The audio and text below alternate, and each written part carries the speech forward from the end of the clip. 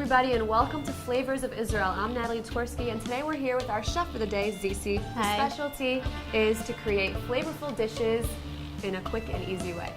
So Zizi, thank you so much for joining our show today. Oh, thanks for coming into my home. Why don't you tell us a little bit about yourself before we begin to cook? Sure. Well, I'm a private chef.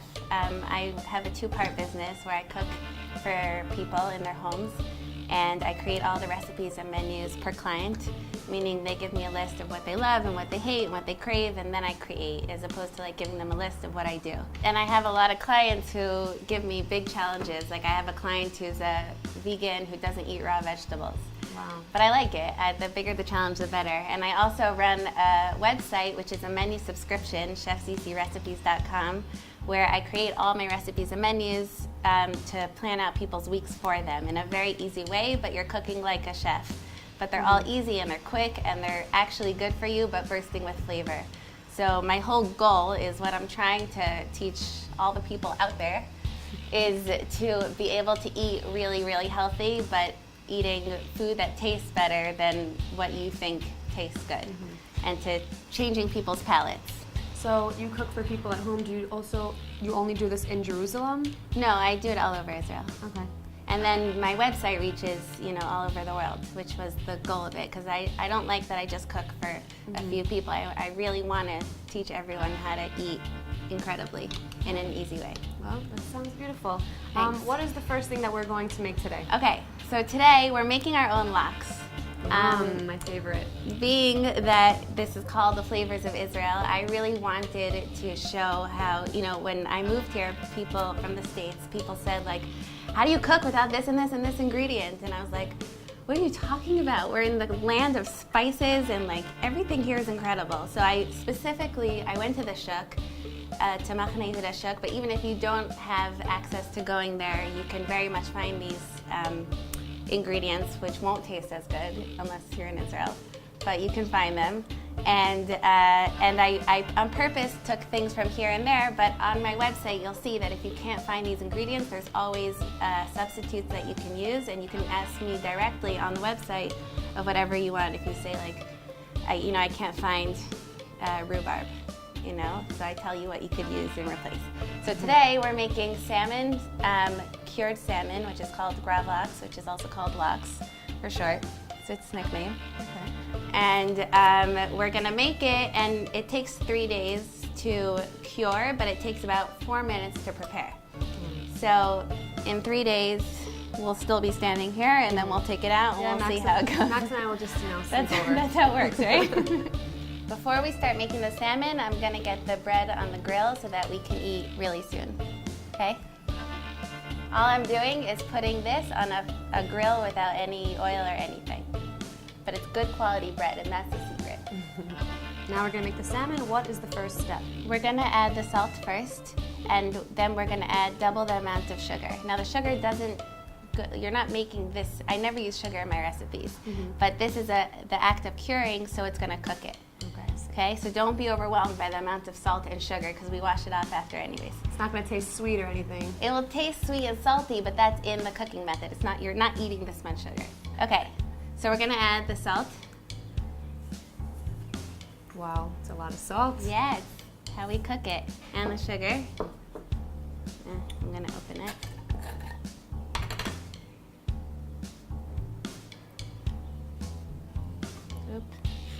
Oop.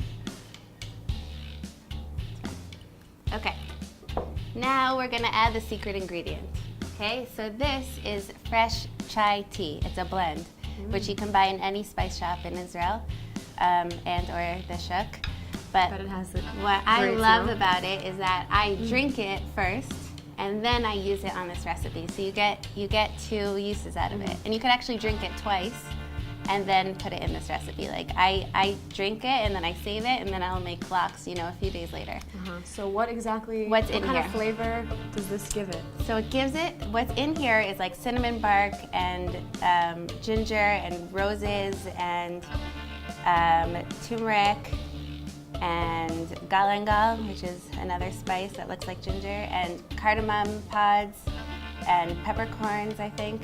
There's and the blend of it gives this like flavor that you wouldn't expect, and I happened to like think of it. I don't know what possessed me to like put my chai tea into my lox. Like This is something unique to your recipe only. Yeah, all of these are all these recipes, and I just tried it once. I was like, oh, that obviously I should put this with my lox, and it just worked. And now I like can't make it without.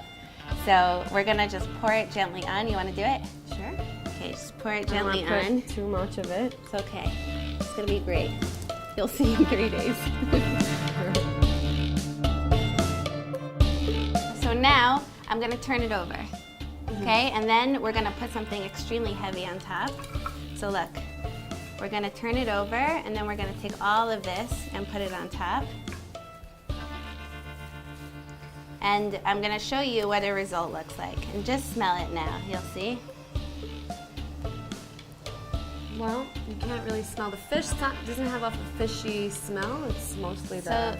So the trick, I'm glad you brought that up, because the trick to fish, and a lot of people are scared of fish, the trick to good fish is that it should never smell fishy. Right. And fresh fish doesn't smell fishy. That's how long it takes to make your own lox. And then you put it in the refrigerator? Then we're gonna put saran wrap on top, and you put something really, really heavy on top. So it's ideal if you have like a brick, but I personally don't own bricks. So I took 2 things of very heavy water, 2 containers, and I just put them on top. I'll show you the result. Idea. So see you in 3 days. 3 days later. So this is what I meant by my brick. By It's a good something idea. heavy. These are glass, so they're really heavy. So we take them off, Wow, look what we and have you'll here. see. It's nice and juicy. Right, you see that it turns into liquid, and that liquid is cooking it. So now, the only down part to using these big pieces is that it makes little indents into it, but it's so worth it. Yeah. Let's give it a So try. worth it. So now, I'm just gonna rinse it Okay.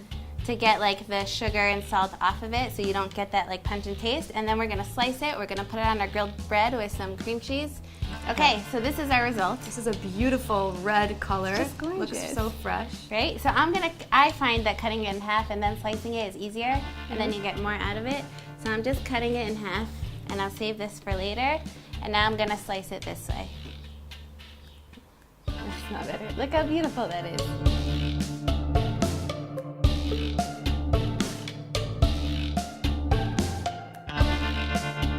So typically, how long would this last in the refrigerator without getting a little spoiled? I probably a month, but A month? probably, but because Really? it goes so quickly and like we eat it really fast, like I've never seen the end result, but I've heard up to a month. So now I'm gonna teach you a little something to go with this recipe. I'm gonna teach you how to plate something really beautifully and quickly, so that if you're having people over and you wanna like pull up some hors d'oeuvres in the easiest but beautiful way, this is what we're gonna do. We're gonna take, obviously, the wood piece that you have lying around your house. Okay, but you could take a wooden cutting board also. Okay, we're gonna take beautiful olives from the shook and place them over there. We're gonna take our grapes and place them over here. Wow. Okay. Gourmet style. Right? And it's not like I'm not doing anything. It's about like the little details in life that make such a difference. And if you have someone over and you're like, what am I gonna make? This is a really good appetizer to like just whip up 3 days in advance. Okay, so now we're gonna take our grilled bread and we're gonna place it here. And I left this cream cheese plain, but if you wanna add to it, you can add lemon zest to it or chopped scallions or Za'atar chives. maybe? Za'atar, you could really have fun with it. I left it plain just because I wanted you to be able to taste the flavors of this. But also, Wow, I'm if so you're excited. This if you're looks amazing. hosting, you could also make like a few of these little jars and do different flavored cream cheeses also. Okay, so I am spreading my grilled bread. Just made it a little toasty, like such. You do the other two. Okay. I'm putting you to work. It's really hard jobs.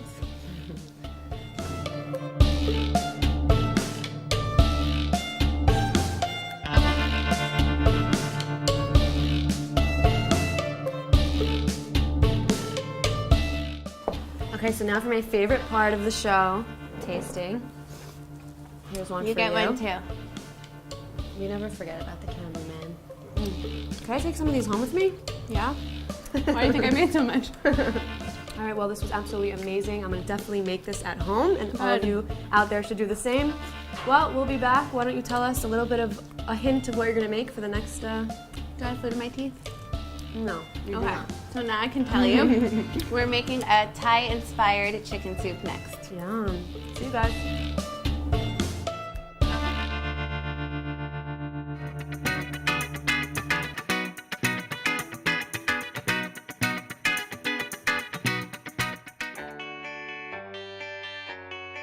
Hi everyone, we are again with Master Chef Tom Aviv here in his kitchen where he's going to be teaching us how to make sesame sponge cake. Sesame sponge cake. Hi.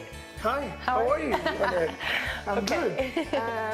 Listen, it's not just sesame, it's 3 variations of sesame because there's gonna be tahini inside, which is Sesame paste. Sesame paste, exactly. There's gonna be raw sesame Okay. seeds, and sesame pressed oil, which is a little bit more Asian. So we're gonna have all of the worlds with one ingredient In one cake. in one cake. And it's gonna be interesting. We first mix the dry ingredients, we want them together, and then we're gonna mix the wet ingredients. Let's go step by step. 90 grams of flour. There is 1 tablespoon of baking powder in it, okay? So it will rise. Got it. In we go. Second, sugar. We can't do nothing without sugar. 200 grams of 200 sugar. grams. In. It's gonna be tasty. It's not gonna be so sweet though. Anyway, That's it's true because the 200. sesame balances it out. And think about it, it's 200 grams on all the cake. It's not so much. Right. You can cut it by half as well. Okay. But it will be like on the spot of like a Bland. Yeah, bland. Yeah. Okay. Ground almonds, 50 grams. Got it. In. You see it? Yeah. In. All the dry sesame. And sesame seeds. In. You can toast them if you want. If you want to be more creative, you can toast them. I don't see a point, but you can. Okay, once everything is in, you can mix it by hand. I'm not gonna use the mixer right now. I'm gonna just like whisk it or mix it a bit. Get it all even together. Yeah. Because once the wet ingredient is gonna come in, you can't do it anymore. You Right. can't break. You want to evenly distribute everything. Exactly. Okay. When you see it, one whole mass, we can start putting the wet ingredients in. So now we're creating a butter. It's gonna look like a butter. The paste is gonna look like a butter, and that's what we want to get. That's the structure That's of the the mass. consistency you want. Exactly. Okay. Okay, so let's go. 100 grams of sesame seeds oil. Okay. In. I did not know it was that color. That's interesting. Yeah. Okay. The color obviously is darker. Yeah. 100 grams of rapeseed oil. Canola. Canola. In. Supposed to be healthier than other oils. I don't believe. You can use olive oil as well. Really? But it will be A different harsher on the tongue. Got it. Like it's gonna be hard to swallow. Tahini. My favorite. Yeah, raw tahini. No water inside, nothing. lemon, nothing. Nothing, yeah. No lemon. Ooh. Everything in 200. So it's very easy. Bless you. Bless you. It must be true. And 4 eggs. And 4 eggs. And 4 eggs. You can help me break them. Now, you can whisk it by hand. I'm gonna use my mixer. Just throw it here. I'm gonna use my mixer. You can whisk it by hand, Okay. but you have to whisk good. As I said, it's Whisk it. whisk it, yeah, whiskey. It have to look like a butter. I'm gonna show you the Consistency. Yes, exactly. You see, English is hard for me. What? Nah. You're great at No, I'm English. good, I'm good. Okay, we start mixing it.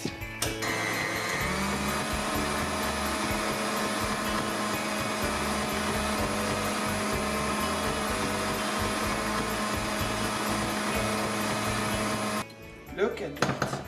Wow. This is beautiful. Wow. You see what I meant by butter? Yeah. So we put it inside The pan. the pan. We're gonna do it even because it's gonna rise. There's baking powder in it. Take everything out, and we're gonna put it for preheat oven, 150 degrees Celsius. for 45 minutes. Okay. Más o menos. Más o menos. Más o menos. But I think 45 will do. We'll have to check it all the time. I tell you what we want with this cake. We want it to get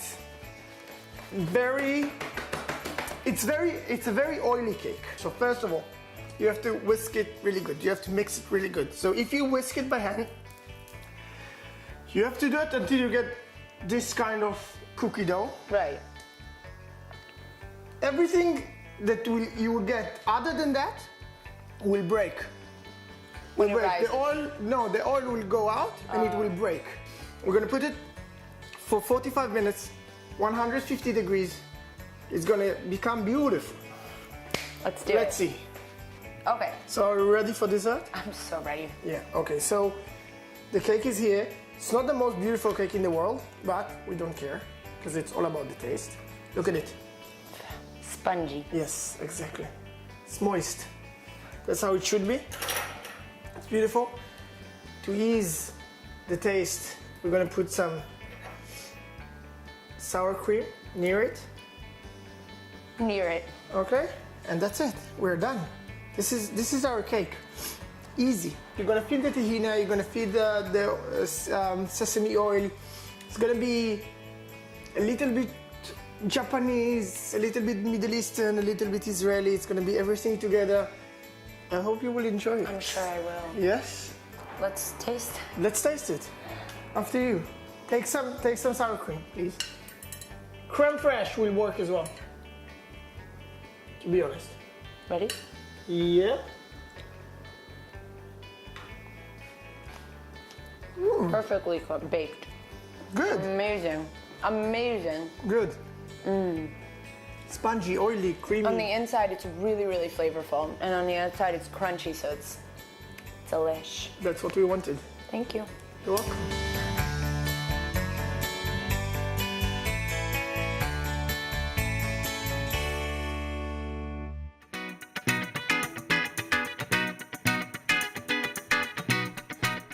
Hello everybody, welcome back to our program, Flavors of Israel. Today with our head chef, Zisi, before she made some delicious, fresh salmon that was cured for 3 days, LOX. And let's see what you have in store for us today. Okay, so now we're gonna make a Thai-inspired chicken soup. Everyone likes chicken soup, so I wanted to do a twist on that. Also, just because a lot of times recipes call for chicken stock, and in Israel it's hard to get chicken stock, if not impossible. And a lot of people are scared to make their own, which is really not hard, and also I teach how to do that. But today I'm going to teach you how to make a soup that is full body and flavored, and you don't need stock. Okay. And we're going to use, why it's Thai inspired is because of the certain ingredients we're using that Thai, they make a lot of curries, which basically means taking ingredients and putting them in a food processor and creating a paste. So instead of doing that, we're cutting that whole step out and we're putting big chunks of things in, and then when the soup's done, you can remove those pieces or avoid them, and you still get all the flavors of it. So as you can see here is that I just chopped everything really big. Okay, so today we're using 2 whole onions, 1 carrot, lemongrass, which is really fun and delicious and has this lemony, incredible flavor to it, and ginger and garlic and a cinnamon stick. And this one stick flavors up the whole thing. Really? So it's great. So we have a lot, and this is celery root, just for the purpose of making the soup have a heartier flavor quicker.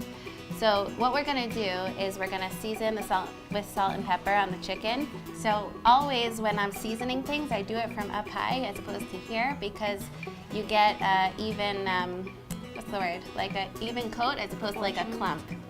Okay, so you do it high up and you sprinkle. And we'll do the same thing with pepper. I like to feel my spices as opposed to pouring, because then you really get clumps and it's no fun. I put olive oil in, we're getting it hot, and now we're gonna put our chicken in and we're gonna hear this. Okay, you ready? Now be careful because the olive oil's hot. So So how long does the elbow have to be? It's already steaming Yeah, up. so Okay. because the oven was on a long time, but usually it shouldn't be so. So we're using king oyster mushrooms today, but obviously you can use any mushrooms. And then I'm just gonna slice it like that in the long way. Okay? So slice it in the middle. No, like on the side. Good. Okay. Find your flat surface. Tuck your hands in so you keep your fingers like that, and slice. Okay. Now I'm gonna add the rest of my ingredients. The onions, the garlic, the lemongrass, the ginger, the cinnamon stick, and the carrots. And obviously preparing this is really quick because you don't have to chop everything really small. And I'm gonna mix it really well. So when you add the water, the onion is going to unfold and the Yeah, carrot it is going to becomes get soft soggy and beautiful. Not soggy. Not soggy. Soft. Now we're gonna throw these on the grill and then they'll be done. You can do these up like 3 days in advance even. Okay. But you add them to the soup at the end. I'm gonna show you, okay? So my grill is hot. Here, just don't burn yourself.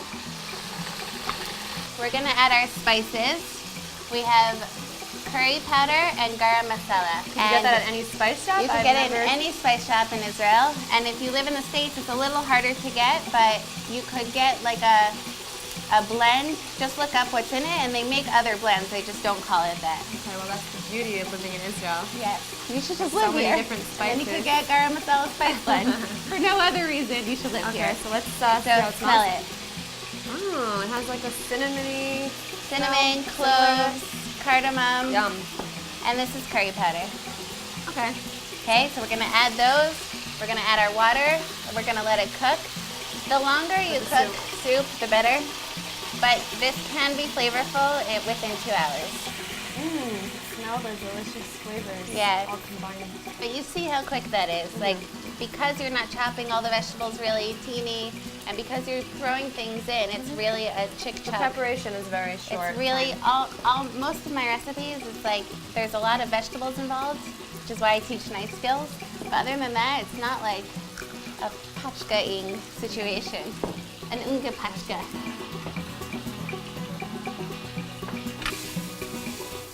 Here's what we're gonna do next.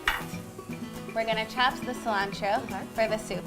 I see you grow your own cilantro and basil and mint. Yeah, it tastes so much better. I love just picking it and putting it in a recipe. And one day to have a garden. But now I'm gonna teach you how to chop cilantro correctly and how quick it is. Okay, so I'm gonna take the bunch of cilantro and I'm gonna roll it towards me. And then I'm gonna fold it towards my knife. And then look what happens when I chop. See? Wow, that's a very That's useful tip. That's how you chop quickly and efficiently, and it doesn't all end up on your board.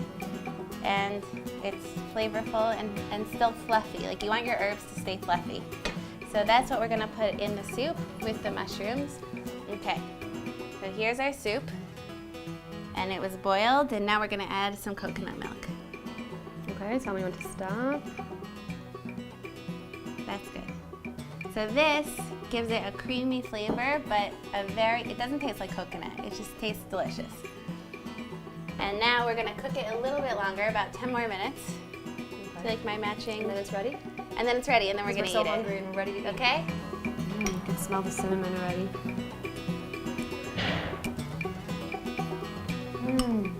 You're right, the cilantro does give it that It's great the taste. freshness.